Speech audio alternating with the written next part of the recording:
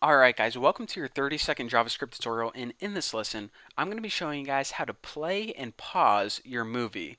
So remember, in the last tutorial what we did is we added an event listener called play or pause to this play button.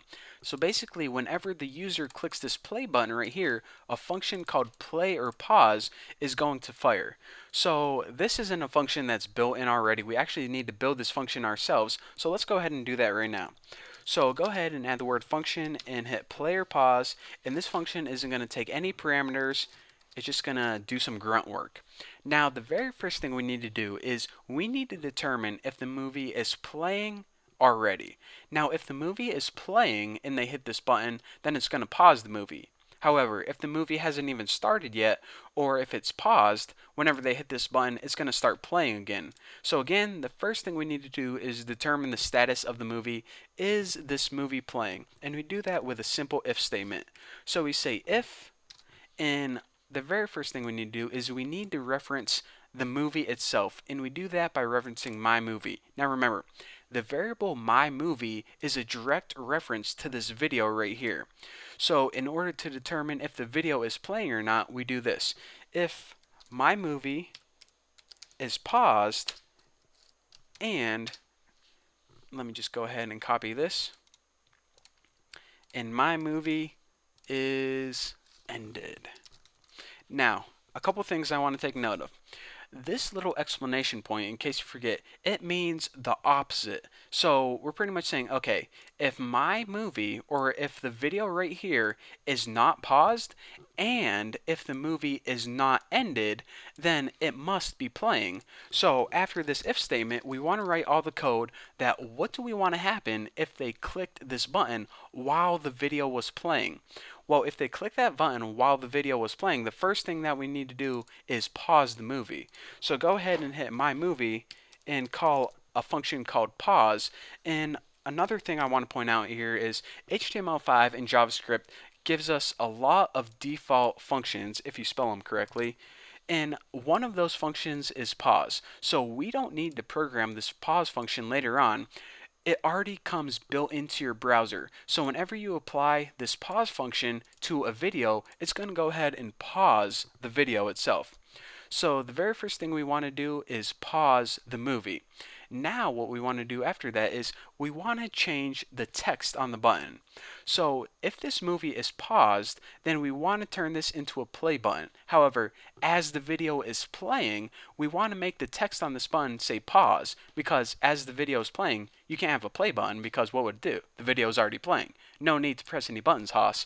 So, alright, our movie is just paused. We paused it in that line of code. So how do we access the text on the button?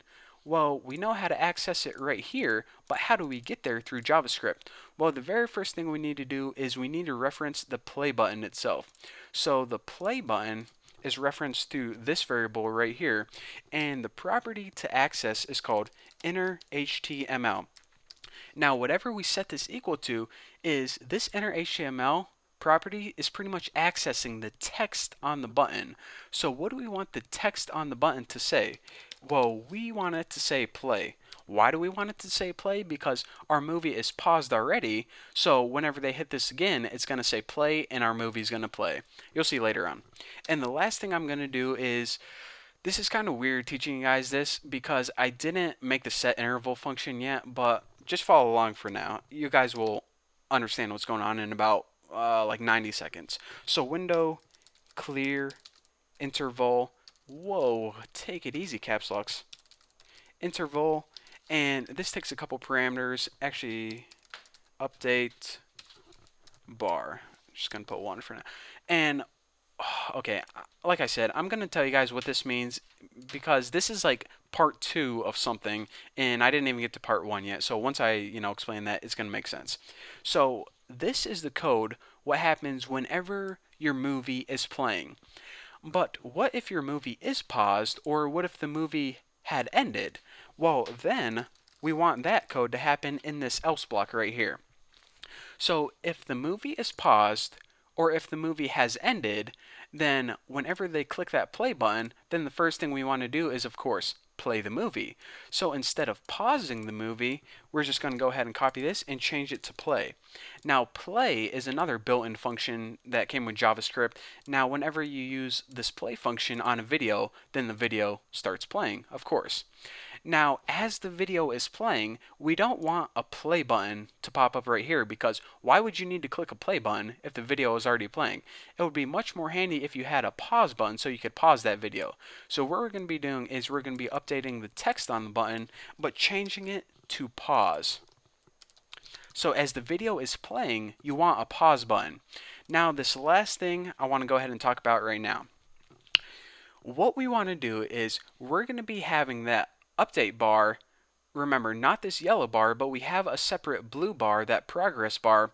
We want that to basically change the width as our video is playing.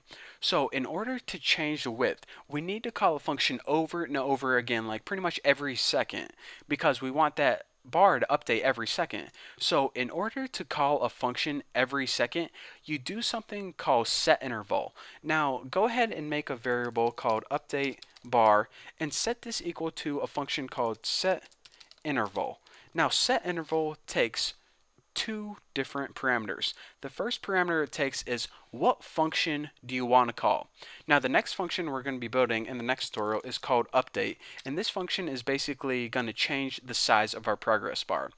And now the next parameter it takes is how often do you want to call this function in milliseconds. So 500 milliseconds is every half a second. 1000 milliseconds is every 1 second. So basically we're saying, okay, every half a second, we want you to update the size of that progress bar on the bottom. So therefore, as we're watching the video, we can watch it grow and grow and grow. And now I can explain this little bit of code. What this means right here is pretty much stop updating the bar, because when our movie is paused, we don't need to change the width of that bar. So that's why we're saying clear the interval, stop updating everything. So again, yeah, I think that's pretty much it. So basically, play or pause changes the text on the button. Whenever your video is playing and you hit that button, it's going to pause it, change the word to play, and it's going to stop updating, because when the video is paused, you don't need to change the size of that bar. However, when your video is not playing yet, or it's paused, and you hit that button right here, it's going to start playing your video, and it's going to change the text of this button to pause, and it's also going to start changing the size of that little progress bar, that little blue bar on the bottom. So now that we got that button taken care of, in the next tutorial we're going to be covering this update method, or the update function rather, which is pretty much going to be responsible for changing the size of pixels of the width of that progress bar. It's going to be amazing. And again, I want to stress one last time before I let you guys go. If you have any trouble with this code, or if you're getting any errors, then I'm going to be copying all this code and posting it on my forum. So you can just go ahead and copy it, throw it in. If you're too lazy to type it, or else, you know, you're getting a bunch of errors, just go ahead and copy it. So thank you guys for watching. Don't forget to subscribe. We've got like 2 more tutorials to go until we made the best video player ever. So thank you guys, and I'll see you next time.